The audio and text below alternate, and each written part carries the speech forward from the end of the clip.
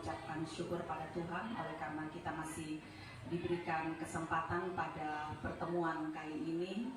Selanjutnya saya juga mau mengucapkan terima kasih banyak kepada teman-teman yang sudah boleh meluangkan waktu dari segala kesibukan yang ada untuk boleh ada bersama-sama dengan kami calon guru penggerak dalam rangka kami menyebarkan pemahaman dan penerapan budaya positif.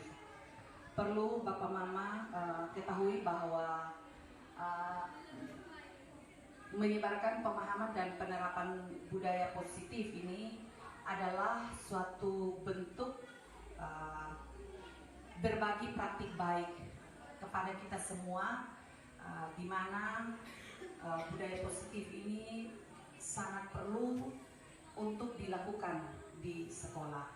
Selain ini juga menjadi satu tugas kami pada pendidikan guru penggerak yang sedang kami jalani, di mana kami harus membuat aksi nyata bagaimana kami menyebarkan pemahaman maupun melakukan penerapan budaya positif di sekolah terhadap seluruh warga sekolah. Ya, jadi sebenarnya sasarannya adalah seluruh warga sekolah. Namun kami juga bisa memahami bahwa karena kesibukan dan karena memang ada efektivitas sekolah, jadi Bapak Mama yang berkesempatan ini kami mengucapkan terima kasih.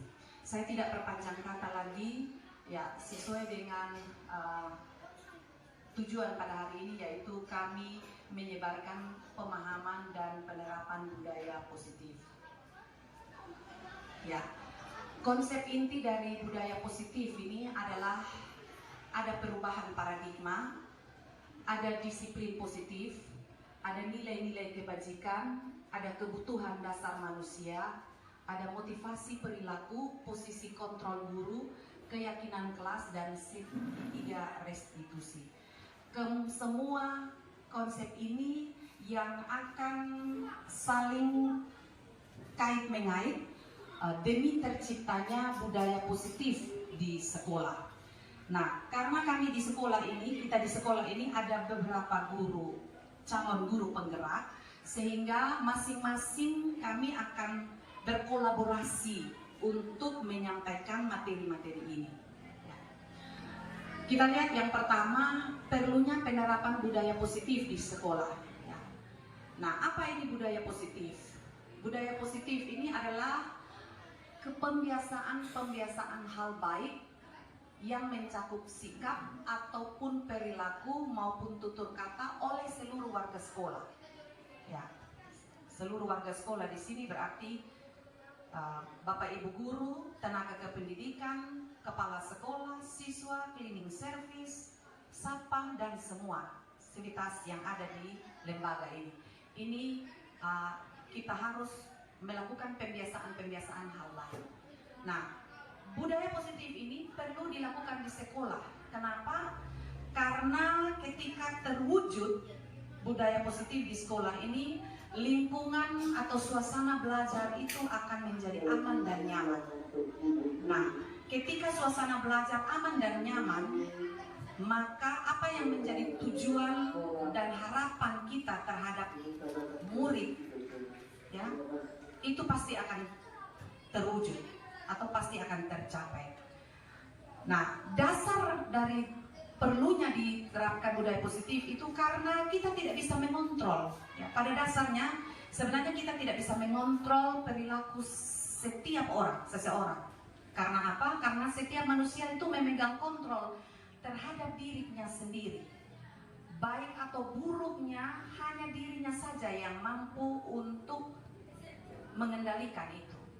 Dia mau baik, dia juga tidak ada pihak intervensi dari pihak lain yang bisa merubah atau mengontrol kehidupan. Itu dasar.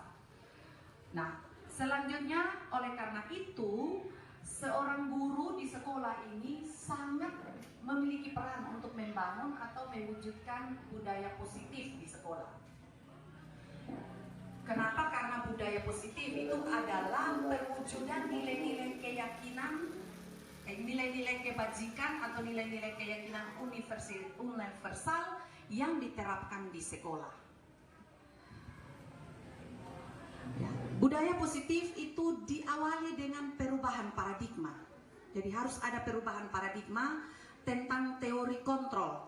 Tadi yang saya bilang, pada dasarnya setiap orang itu tidak mau dikontrol. Dia mau baik, dia punya diri sendiri yang akan baik. Mau tidak baik juga, dia punya diri sendiri. 1000 kali kita memberi masukan, memberi pandangan, memberi arahan, memberi nasihat, bimbingan, tergantung pada dirinya. Jadi budaya positif diawali dari perubahan paradigma tentang teori kontrol. Dan seorang guru harus tahu itu, paradigma, harus memiliki paradigma ini. Nah, selama ini kita sebagai guru merasa berkewajiban mengontrol perilaku siswa agar sesuai dengan apa yang diharapkan oleh guru. Kita mau kita pun anak jadi begini, anak yang baik, anak yang begini, anak yang taat pada orang tua, anak yang disiplin dalam waktu. Kita berharap seperti itu. Tapi menurut teori kontrol bahwa seseorang itu tidak bisa terkontrol, tidak bisa dikontrol. Nah, kita tidak bisa mengontrol perilaku seseorang, ya, karena tadi, dan hanya diri sendiri yang bisa mewujudkan baik buruk dirinya, ya. Kepada siswa yang melakukan kesalahan dan biasanya kita terhadap siswa yang melakukan kesalahan kita berikan hukuman, sedangkan pada siswa yang berkelakuan baik kita memberikan imbalan, baik itu pujian ataupun apresiasi lain.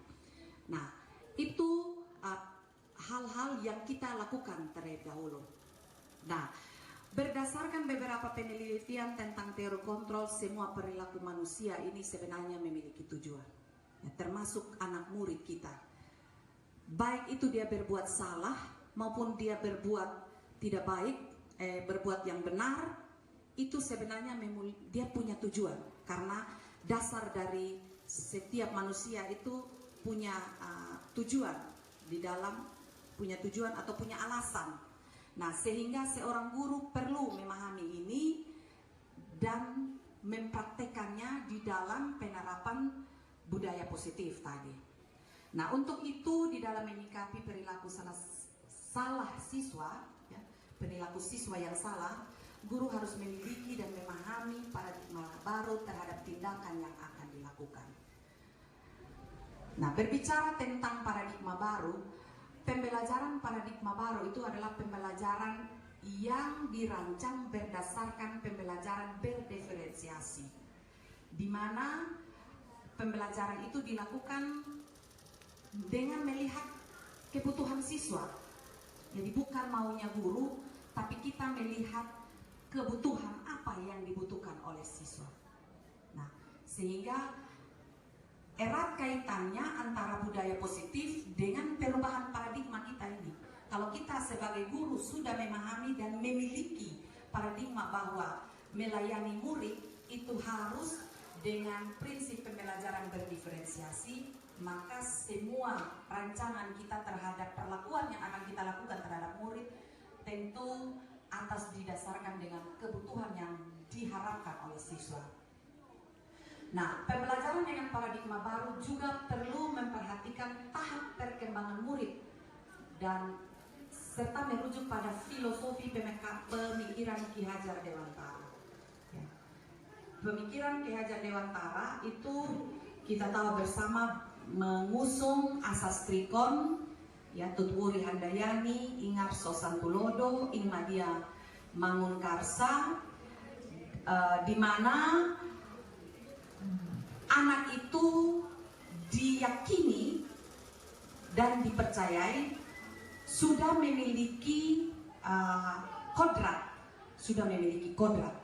sehingga menurut Ki Hajar Dewantara, kita ini hanya akan menebalkan laku yang ada. Ki Hajar Dewantara mengibaratkan seorang guru itu seperti petani. Ya, sekolah ini adalah lahan, kita adalah petani, di mana kita tidak bisa merubah padi yang kita tanam menjadi jagung. Yang bisa kita lakukan adalah padi itu kita rawat, beri pupuk, beri air yang cukup supaya padi itu bisa menghasilkan yang baik. Itu yang diharapkan kepada kita dari pemikiran Ki Hajar Dewantara. Sehingga paradigma inilah yang perlu kita miliki di dalam kita melakukan yang namanya budaya positif di sekolah. Karena tujuan akhir dari suatu pembelajaran atau suatu pendidikan, pendidikan dan pembelajaran ini tidak bisa dipisahkan. Dua kata yang berbeda makna tetapi selalu harus sejalan. Tujuannya yaitu mewujudkan profil pelajar Pancasila. Selanjutnya disiplin. Tidak disiplin dulu. Selanjutnya erat kaitan dengan menciptakan disiplin di sekolah. Kita tidak bisa mengelak bahwa penanaman disiplin sebagai salah satu upaya pembentukan budaya positif itu adalah penting. Ya. Seperti tadi saya sudah gambarkan bahwa konsep inti daripada budaya positif salah satunya adalah adanya disiplin. Nah, kebanyakan orang menghubungkan kata disiplin dengan tata tertib, teratur, kepatuhan pada peraturan. Kata disiplin juga sering dihubungkan dengan hukuman, padahal itu sungguh berbeda. Karena belajar tentang disiplin yang mau diterapkan di sekolah adalah disiplin yang bersifat positif. Ya, tidak harus dengan memberi hukuman, justru itu adalah salah satu alternatif terakhir dan kalau perlu tidak digunakan sama sekali. Dalam budaya kita makna kata disiplin dimaknai menjadi sesuatu yang dilakukan seseorang pada orang lain untuk mendapatkan kepatuhan. Kita cenderung menghubungkan kata disiplin dengan ketidaknyamanan. Berikut.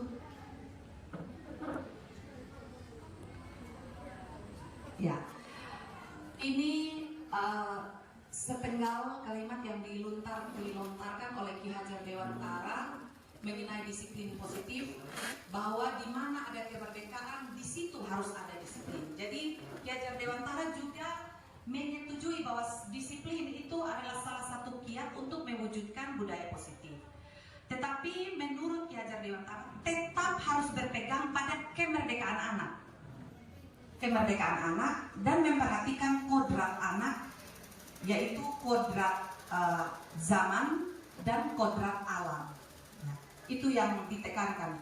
Ya, ini sehingga sungguh disiplin itu bersifat self disiplin, yaitu kita sendiri yang mewajibkan kita dengan sekerasnya untuk berupaya mewujudkan hal yang baik.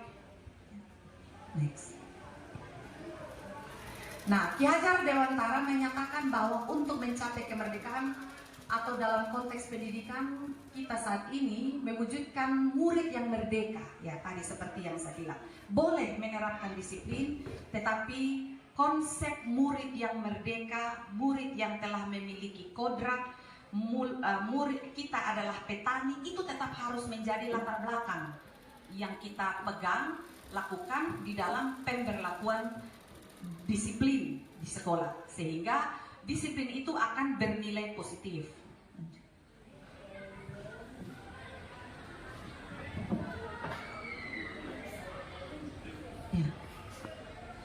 Ya, pengertian disiplin positif. Disiplin positif adalah suatu pendekatan untuk menerapkan disiplin dari dalam anak tanpa hukuman atau hadiah. Disiplin positif perlu diterapkan baik dalam lingkungan keluarga maupun lingkungan sekolah. Dengan menerapkan disiplin positif diharapkan tidak ada kekerasan atau kekerasan itu dapat dihindari. Jadi disiplin positif ini kata kuncinya tanpa ada hukuman ataupun hadiah. Kita hanya bagaimana menuntun anak untuk keluar motivasi dari dirinya mau berubah dari perilakunya yang salah menjadi perilaku yang sukses. perilakunya yang gagal menjadi perilaku yang salah. Ini kata kunci dari disiplin positif. Nah, pendekatan disiplin positif bukan mengenai anak, ya, melainkan bagaimana cara kita. Jadi berarti ada pada kita, bukan anak. Tidak, kenapa kau punya sifat begini, kenapa kau berkelakuan begini, tapi bagaimana cara kita. Itu pendekatan disiplin positif. Kemudian pendekatan disiplin positif juga menitik beratkan pendekatan yang positif tanpa kekerasan, ya, tadi seperti yang saya bilang, lebih banyak memberi motivasi, merefleksi kesalahan, dan menghargai serta membangun logika yang bersifat panjang. Anak dituntun untuk merefleksi kesalahannya, sehingga dalam jangka waktu yang panjang dia paham, oh tadi saya salah begini, saya tahu cara untuk memperbaiki, menemukan sendiri solusinya dalam jangka waktu yang kemudian saya akan lakukan. Nah, sebagai contoh yang paling sederhana, disiplin positif akan membuat anak mengerti sendiri bahwa dengan rajin bangun pagi, ia akan merasa lebih semangat untuk bermain, belajar, bukan karena ingin mendapatkan pujian atau malah merasa takut dihukum mama atau dihukum guru di sekolah. Jadi kalau anak misalnya sering terlambat sekolah karena tidak bangun pagi, kita memberikan perlakuan positif, disiplin positif, bagaimana memotivasi dan menuntun dia untuk bisa merefleksi sendiri, bahkan menemukan solusi sendiri yang kemudian dia tahu manfaatnya. Oh ternyata ketika saya bangun pagi, saya enak bermain dengan teman di sekolah, saya juga bergaul baik dengan teman, bukan karena harus mendapatkan imbalan atau pujian dan sebagainya. Ya, manfaat dari disiplin positif untuk tumbuh kembang anak yaitu membentuk komunikasi yang sehat antara orang tua, anak, guru, dan murid, mengajarkan anak tentang ya, keterampilan hidup sepanjang hidup, meningkatkan kompetensi dan kepercayaan diri anak, dan membentuk karakter anak yang berempati, sopan, dan saling menghargai. Selanjutnya, dari disiplin positif ini kita dapat lakukan dengan mengacu tadi pada nilai-nilai kebajikan universal. Slide baru. Nilai-nilai kebajikan universal. Tutup Pak. Ini satu slide. Ya. Nilai-nilai kebajikan universal.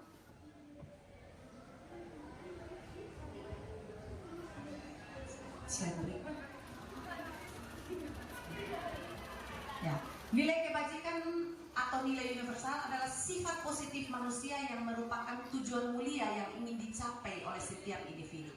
Jadi ketika menerapkan disiplin positif harus mengacu atau diselaraskan pada nilai-nilai kebajikan ini, karena nilai kebajikan ini adalah tujuan mulia yang ingin dicapai oleh setiap individu, baik itu kita sebagai guru terhadap anak maupun anak, karena tadi anak itu melakukan, bukan anak, setiap orang melakukan sesuatu baik salah maupun benar tentu punya tujuan, sehingga kalau yang salah kita selaraskan dengan nilai-nilai kebajikan tadi.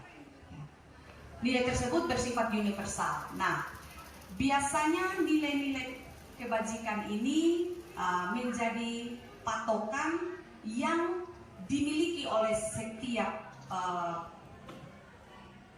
instansi, setiap negara ataupun setiap komunitas, ya. Termasuk kita pendidikan, ya, Kementerian Pendidikan, Dinas Pendidikan, termasuk sekolah, kita mengacu pada nilai kebajikan universal, yaitu profil pelajar Pancasila. Sehingga di dalam melakukan penerapan disiplin positif tadi untuk mewujudkan budaya positif, nilai kebajikan ini yang kita jadikan pegangan, bahwa anak diharapkan nanti akan beriman, mandiri, bernalar kritis, berkebinekaan global, bergotong royong, dan kreatif. Nilai ini dianggap paling relevan, paling cocok untuk komunitas atau organisasi pendidikan. Nah, ini ada beberapa contoh nilai kebajikan dari instansi lain atau institusi lain. Ya, PIP pendidikan yang berbasis sekolah luar negeri begitu, mereka juga menerapkan, tapi ini yang mereka punya.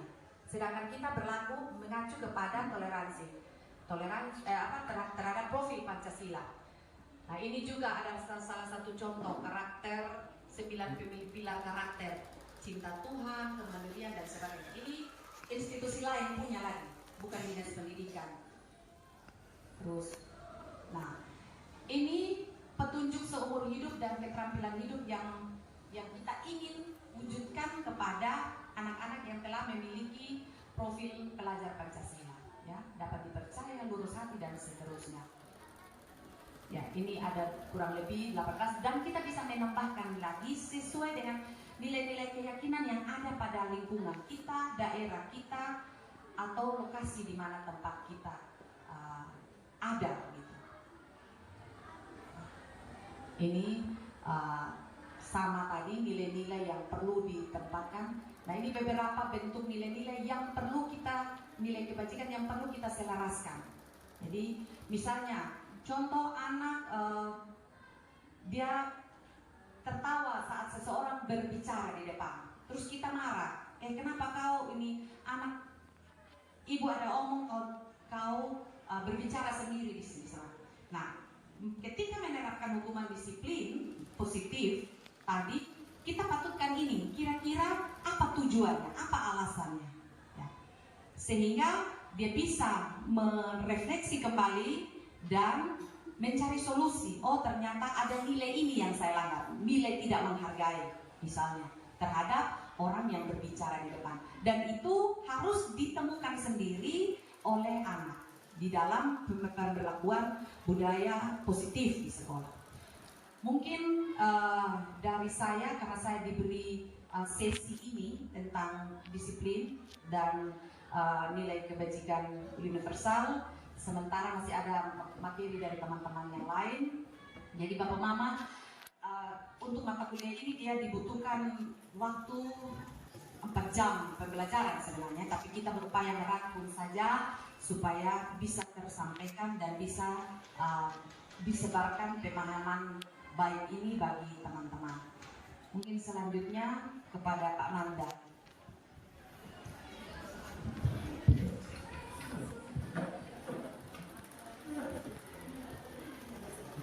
Saya duduk saja supaya lebih santai.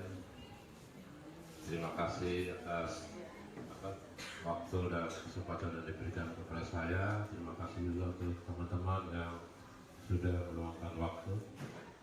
Maka saya akan menyampaikan materi tentang teori motivasi, hukum dan penghargaan. Saya peringatkan sendiri. Hanya parola. Oke, ada 3 motivasi dasar perilaku manusia. Ada 3 dasar. Yang pertama itu untuk menghindari ketidaknyamanan atau hukuman. Jadi manusia melakukan suatu hal ya untuk menghindari hal-hal yang menurut dia tidak nyaman. Dia mau yang nyaman-nyaman saja. Dan yang berikut, dia menghindari hukuman. Ya, kayak kita mungkin di beberapa instansi yang lain, kita melakukan kerja karena takut atasan marah. Kalau kita di rumah takut istri marah kalau tidak kerja. Takut lagi. Hati-hati sama terpulang. Tenang.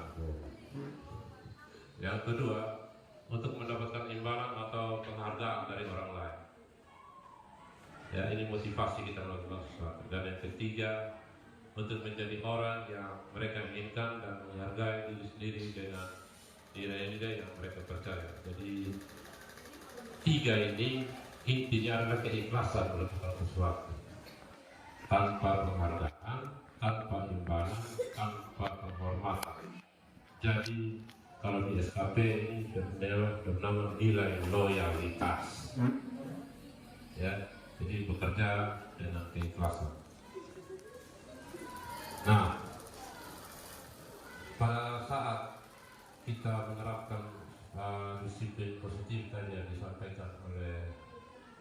Ibu Herlina, ya kita di sekolah ya rata-rata masih sering memberi hukuman atau konsekuensi, dan ada beberapa sekolah hebat lain yang sudah menjalankan restitusi. Nah, silakan dijawab di dalam hati saja apa perbedaan dari ketiga ini: hukuman, konsekuensi, dan restitusi. Saya akan bahas satu persatu yang membuat ketiganya ini menjadi berbeda. Hukuman, ya, bersifat tidak rencana atau tiba-tiba, jadi bergerak. Sini kau, datang. Tak, ya. Anak murid tidak tahu apa yang akan terjadi dan tidak dilibatkan. Yang kedua, hukuman bersifat satu arah dari pihak guru yang memberikan, dan murid hanya menerima suatu hukuman tanpa melalui kesepakatan atau pengarahan dari pihak guru, baik sebelum atau sesudahnya. Ya, kita masih melihat itu. Dan yang ketiga, hukuman yang diberikan bisa berupa fisik maupun psikis, bisa berupa dengan tindakan fisik, dengan pukulan, atau dengan kata-kata yang tidak menyenangkan. Ya, itu prinsip dari hukuman. Yang berikut, konsekuensi. Ini konsekuensi yang selama ini mungkin kita sudah lakukan. Jadi kita membuat sebuah kesepakatan dengan murid, ya, sudah terencana atau sudah disepakati, sudah dibahas dan disetujui oleh murid dan guru. Yang kedua, umumnya bentuk-bentuk konsekuensi dibuat oleh pihak guru atau sekolah dan murid sudah mengetahui sebelumnya. Nah, konsekuensi yang akan diterima bila ada pelanggaran. Jadi, sini kau tahu salah apa? Kira-kira hukumannya kau apa? Nah, yang sering dilakukan. Misalnya tidak kasih masuk baju, nanti hukumannya apa? Aturan yang keras yang kita buat seperti apa? Itu yang terjadi pada saat melakukan proses konsekuensi ini. Yang ketiga, pada konsekuensi murid tetap dibuat tidak nyaman untuk jangka waktu pendek. Konsekuensi biasanya diberikan berdasarkan suatu data yang umumnya dapat diukur. Konsekuensinya, tahu kemarin itu kan juga suka melawan kan? Kan biasa kita begitu. Yang lalu kau juga buat begini, yang lalu juga kau buat begini. Kau ulang-ulang, bukan hanya ini kau terlambat, kau sudah ulang-ulang kau terlambat. Ya, itu yang sering kita lakukan. Yang terakhir adalah sikap guru di sini senantiasa memonitor murid. Jadi hanya memonitor kegiatan murid. Jadi saat dia buat salah baru dipanggil. Dan yang berikut prosesnya adalah restitusi. Adalah proses menciptakan kondisi bagi murid untuk memperbaiki kesalahan mereka, sehingga mereka bisa kembali pada kelompok mereka dengan karakter yang lebih kuat.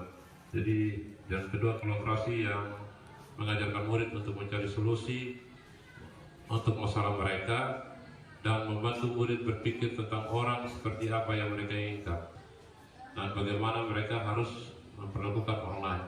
Jadi intinya di proses restitusi ini sejalan dengan materi yang disampaikan oleh Ibu Herlina tentang disiplin. Jadi bagaimana kita membangun kesadaran pada anak itu bahwa dia sadar dengan kesalahan yang dia lakukan dan mau merubah kesalahan itu. Akibat dari kesalahan yang dilakukan bukan hanya merugikan dirinya, tapi merugikan orang lain. Kesadaran itu yang perlu dibangun kita sebagai guru kepada murid. Jadi disiplin positif yang dimaksud adalah kemampuan mengontrol diri kita sendiri untuk tidak berbuat salah. Ya, itu yang dimaksud disiplin. Memanajemen diri untuk tidak melanggar aturan-aturan yang ada di negara kita. Nah, restitusi memiliki ciri-ciri seperti ini, Bapak Ibu. Restitusi bukan untuk menebus kesalahan, namun untuk belajar dari kesalahan. Restitusi memperbaiki hubungan. Jadi misalnya saya memberi hukuman kepada siswa, dengan proses restitusi saya bisa membangun hubungan yang baik kembali lagi dengan murid. Yang ketiga, restitusi adalah tawaran, bukan paksaan. Jadi pada saat restitusi kita membuat penawaran dengan murid. Ya, pada saat murid melakukan kesalahan kita lakukan penawaran, bukan dengan paksaan. Yang keempat, restitusi menuntun untuk melihat ke dalam diri. Restitusi mencari kebutuhan dasar yang mendasari tindakan. Jadi ada latar belakang setiap orang. Kita percaya tidak ada satu orang pun yang sengaja melakukan kejahatan. Kita meyakini bahwa setiap kejahatan dilakukan karena ada latar belakangnya. Ya. Terus yang keenam, restitusi diri adalah cara yang paling baik. Restitusi fokus pada karakter, bukan tindakan. Restitusi menguatkan, restitusi fokus pada solusi, dan yang terakhir, restitusi mengembalikan murid yang berbuat salah pada kelompoknya. Saya lari-lari ini. Ada penghargaan. Nah ini tadi yang seperti Merdio sampaikan bahwa selama ini kan kalau orang yang dapat, yang anak-anak yang pintar, anak-anak yang baik selalu diberi penghargaan. Padahal menurut hasil penelitian dari Afikon bahwa penghargaan itu sebenarnya tidak baik. Ya, kalau kita di dalam satu kelas langsung diberi penghargaan begitu, karena akibatnya akan seperti yang tertera dari poin 1 sampai poin 7. Ya, penghargaan tidak efektif, penghargaan merusak hubungan. Saat saya memberi penghargaan pada anak yang satu, maka anak yang tidak menerima penghargaan akan muncul rasa iri hati. Jadi guru yang tergerak, bergerak, dan menggerakkan.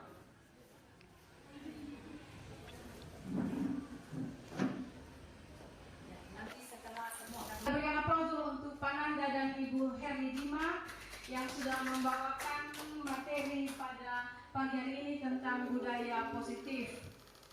Sebelum saya lanjut, saya biasa ada pantun. Ya, jalan-jalan kerana mata, mampir sebentar di Spendu. Bapak Ibu guru hebat, ya, Bapak Ibu guru hebat, budaya positif akan kita terapkan apabila ada kerjasama dari seluruh komponen sekolah. Sekali lagi kita berikan aplaus. Ya, terima kasih. Di sini saya akan membawakan materi tentang 5 dasar kebutuhan manusia.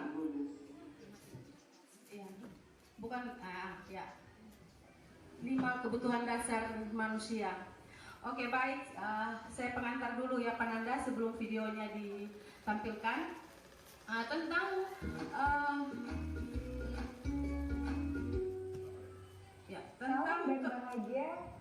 Tentang kebutuhan dasar manusia.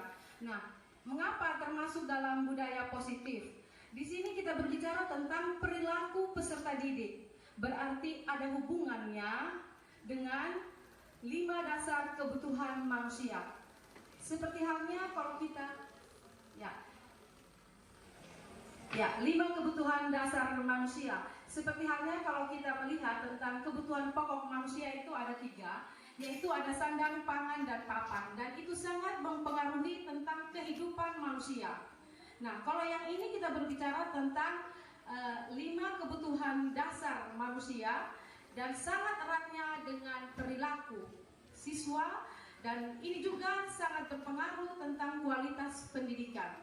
Jadi apa yang harus kita penuhi sebagai seorang guru terhadap siswa dan apa yang harus dipenuhi juga oleh seorang siswa agar kebutuhannya dalam mencapai pendidikan yang berkualitas dapat tercapai. Nah, sebentar dalam video ini kita akan melihat apa dan tujuan akhir dari 5 kebutuhan dasar manusia. Ya, terima kasih Mbak Nanda. Silakan kita saksikan videonya. Bapak guru 9A sampai 9E untuk salam dan bahagia Ibu dan Bapak guru hebat. Untuk membangun budaya sekolah yang positif dengan lingkungan yang aman pribadi-pribadi yang berdaya, seimbang, dan bahagia, salah satu upaya yang dapat dilakukan oleh guru adalah memahami kebutuhan dasar yang mendasari perilaku murid. Pada video kali ini, kita akan membahas tentang 5 kebutuhan dasar manusia.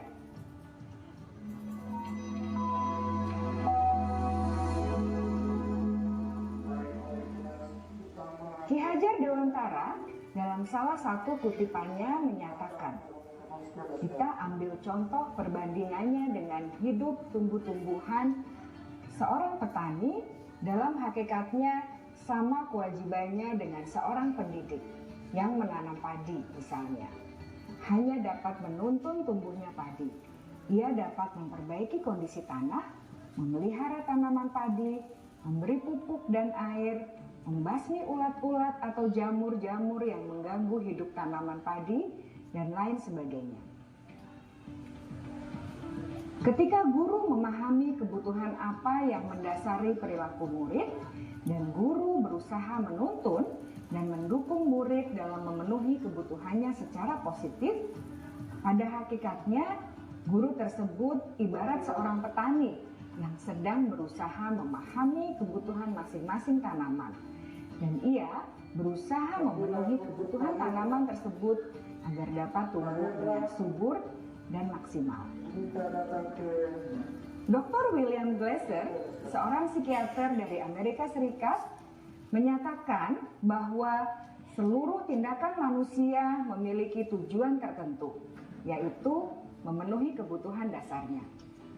Ketika kelima kebutuhan dasar telah terpenuhi secara memadai, maka murid akan tumbuh dengan seimbang dan bahagia. Sebaliknya, ketika kebutuhan dasar tidak terpenuhi dengan baik, maka seseorang akan mengalami emosi negatif seperti bosan, sedih, dan kecewa. Bahkan mereka dapat melakukan perbuatan yang bertentangan dengan nilai-nilai kebajikan atau melanggar peraturan.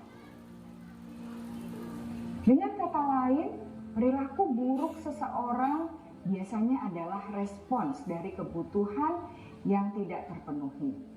Namun, mereka tidak tahu cara untuk menyampaikannya. Ada 5 kebutuhan dasar manusia menurut Dr. William Glasser, yaitu yang pertama, kebutuhan untuk bertahan hidup atau survival. Yang kedua, kebutuhan untuk merasa diterima atau love and belonging. Yang ketiga, kebutuhan akan kebebasan atau freedom. Yang keempat, kebutuhan akan kesenangan atau fun. Dan yang kelima, kebutuhan akan penguasaan atau power.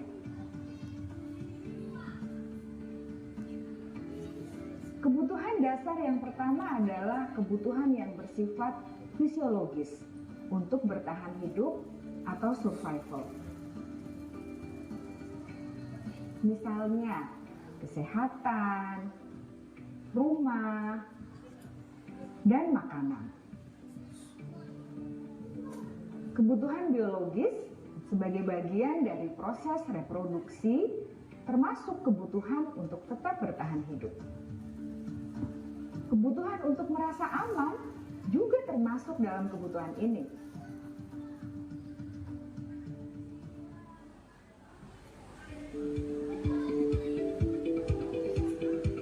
Agar murid dapat belajar dengan baik, kebutuhan mereka akan rasa aman, pangan, sandang, dan papan harus terpenuhi. Bagaimana mungkin mereka dapat belajar dengan baik bila mereka datang ke sekolah dengan perut yang lapar atau bila rumah mereka kebanjiran?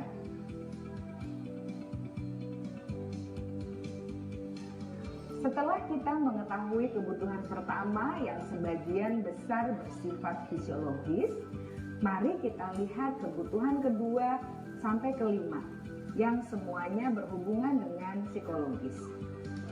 Mari kita lihat kebutuhan yang kedua, yaitu kebutuhan akan perasaan diterima oleh kelompok atau komunitasnya, atau kebutuhan love and belonging. Kebutuhan ini meliputi keinginan untuk tetap terhubung dengan orang lain seperti teman, keluarga, teman kerja, dan kelompok di mana kita tergabung. Setiap murid ingin menjadi bagian yang berharga dari kelas dan juga sekolah. Mereka juga ingin diterima oleh orang lain dan kelompoknya. Bahkan, murid yang terlihat paling cuek pun jauh di dasar hatinya pasti ingin merasa diterima. Sebagai guru, seharusnya kita dapat menerima murid kita apa adanya, sesuai dengan kodratnya. Karena setiap murid adalah unik. Mereka memiliki kekuatannya masing-masing, sehingga guru seharusnya bisa menciptakan kesempatan untuk murid berkolaborasi dan memiliki ikatan emosi satu sama lain. Murid-murid yang memiliki kebutuhan yang besar untuk merasa diterima, biasanya mereka belajar karena suka pada gurunya, dan mereka juga suka bekerja dalam kelompok. Kebutuhan yang ketiga adalah kebutuhan akan kebebasan atau kebutuhan membuat pilihan. Murid harus diberi kesempatan untuk membuat pilihan dan bertanggung jawab atas pilihan yang mereka telah ambil. Memberi mereka kebebasan bukan berarti membiarkan mereka melakukan apa saja yang mereka mau, melainkan lebih memberi mereka kesempatan untuk membuat pilihan, menyuarakan pendapat mereka dengan percaya diri, dan memberi mereka kesempatan untuk mencoba hal-hal yang baru. Pembelajaran dengan metode yang beragam dan menarik juga akan memenuhi kebutuhan murid tentang kebebasan ini. Pembelajaran berdiferensiasi, di mana guru menyediakan beberapa jenis tugas yang bisa dipilih oleh murid sesuai minat mereka, sangat baik untuk mengembangkan murid menjadi lebih mandiri dan memiliki motivasi internal. Karena kebutuhan akan kebebasan pada dasarnya adalah kebutuhan untuk mandiri, memiliki otonomi, memiliki pilihan, dan mampu mengendalikan arah hidupnya sendiri.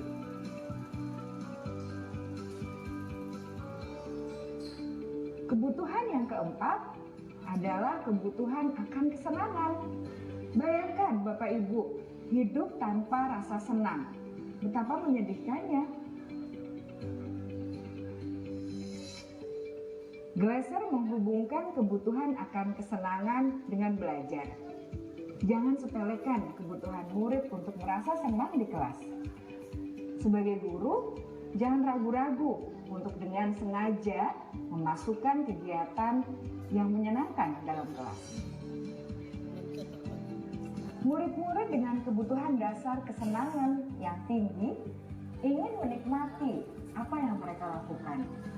Mereka juga konsentrasi tinggi saat mengerjakan hal-hal yang disenangi.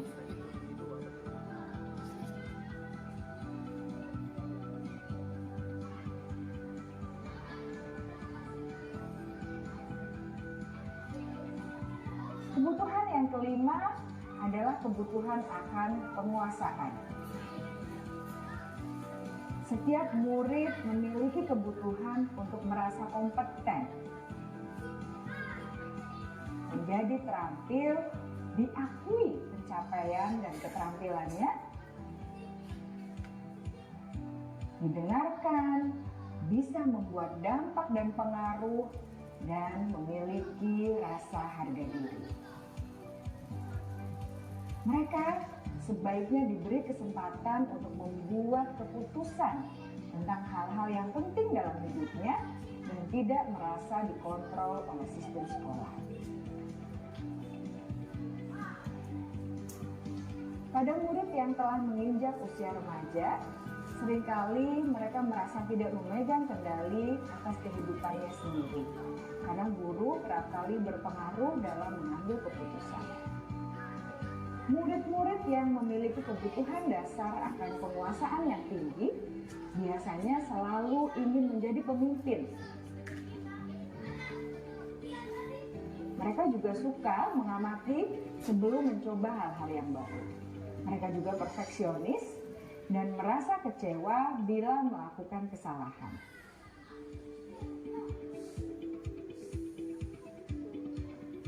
Ibu dan bapak guru sangatlah penting bagi kita untuk mengetahui kebutuhan dasar murid-murid, agar kita memahami alasan dibalik sikap dan tingkah laku mereka.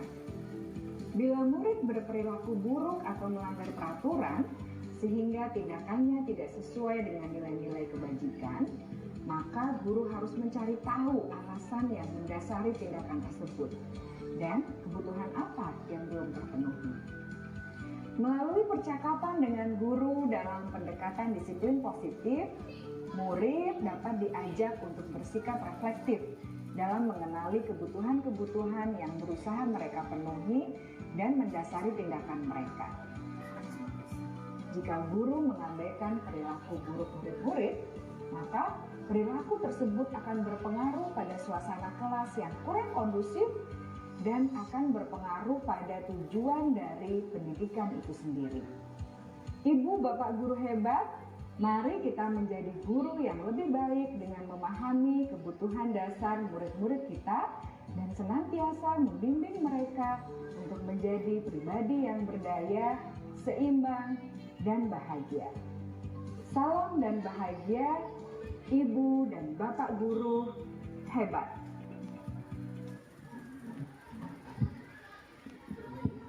Ya, terima kasih. Kita sudah menyaksikan bersama video tentang budaya positif. Di sini tentang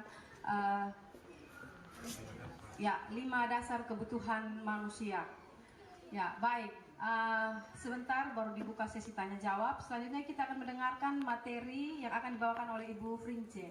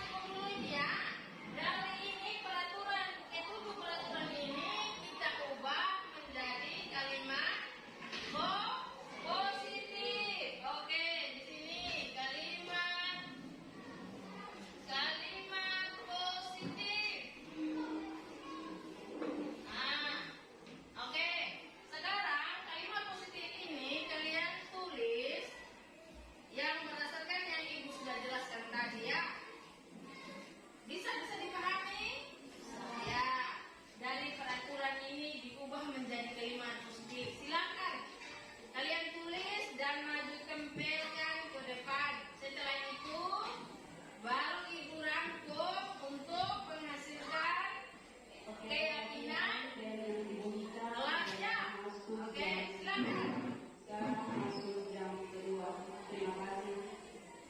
Silakan. Ayo maju. Cepat maju ya.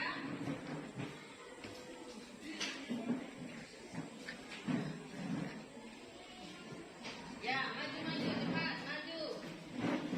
Maju.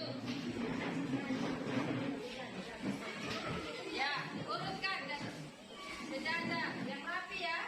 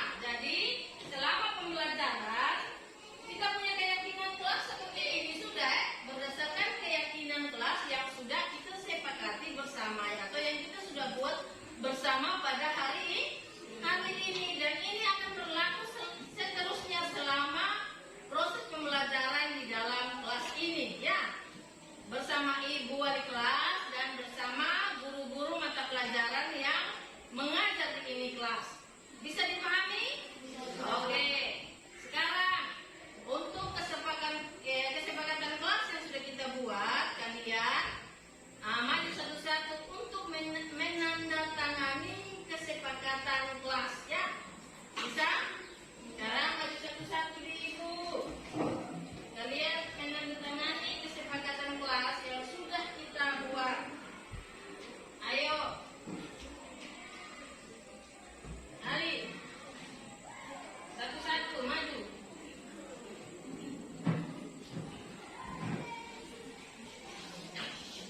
Tulis nama dan tanda tangan.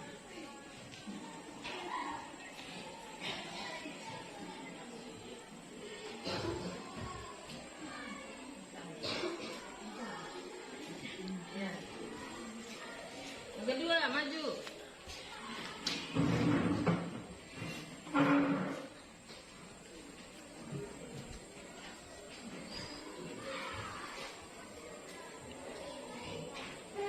Sebentar. Maju lagi.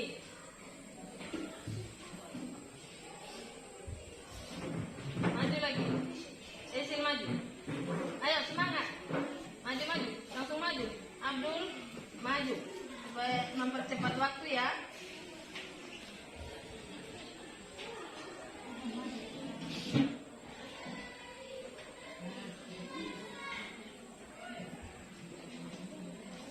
Mbak, maju lagi.